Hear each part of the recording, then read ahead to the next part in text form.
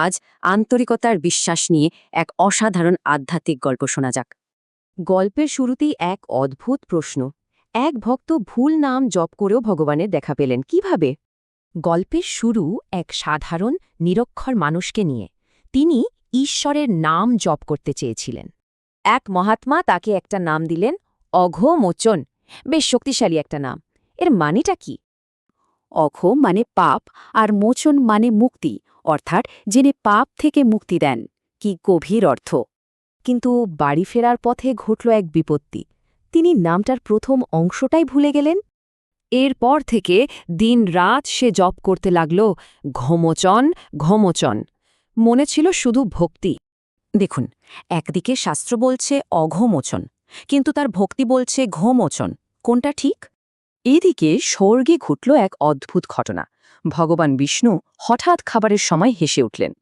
দেবী লক্ষ্মী কারণ জানতে চাইলে তিনি বললেন, এক ভক্ত এমন নাম জপ করছে যা কোনো শাস্ত্রে নেই। নামটা যদিও ভুল, কিন্তু তার ভক্তিটা ছিল একেবারে খাঁটি, আর এটাই আসল কথা। কৌতূহলী হয়ে লক্ষ্মী আর বিষ্ণু ঠিক করলেন পৃথিবীতে গিয়ে সেই ভক্তকে দেখে আসবেন। তারা গিয়ে দেখলেন লোকটি গভীর ধ্যানে মগ্ন, অবিরাম জপ করে চলেছে ঘোমোচন ঘোমোচন। লক্ষ্মী তাকে জিজ্ঞেস করলেন, বৎস, তুমি কি নাম জপ করছ? কিন্তু কোনো উত্তর এলো না। লোকটা চুপ করেই রইল। সে ভয় পাচ্ছিল কথা বললে তার জপ আর মনোযোগ দুটোই ভেঙে যাবে।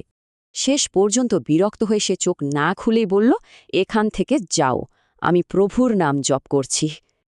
আর ঠিক সেই মুহূর্তে ভগবান বিষ্ণু তার আসল রূপে লোকটির সামনে এসে দাঁড়ালেন।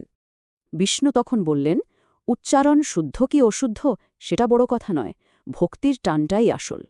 বোঝা গেল, ভগবানের নাম ডাকার জন্য বড় পণ্ডিত হবার দরকার নেই, শুধু একটা খাঁটি হৃদয় হলেই চলে।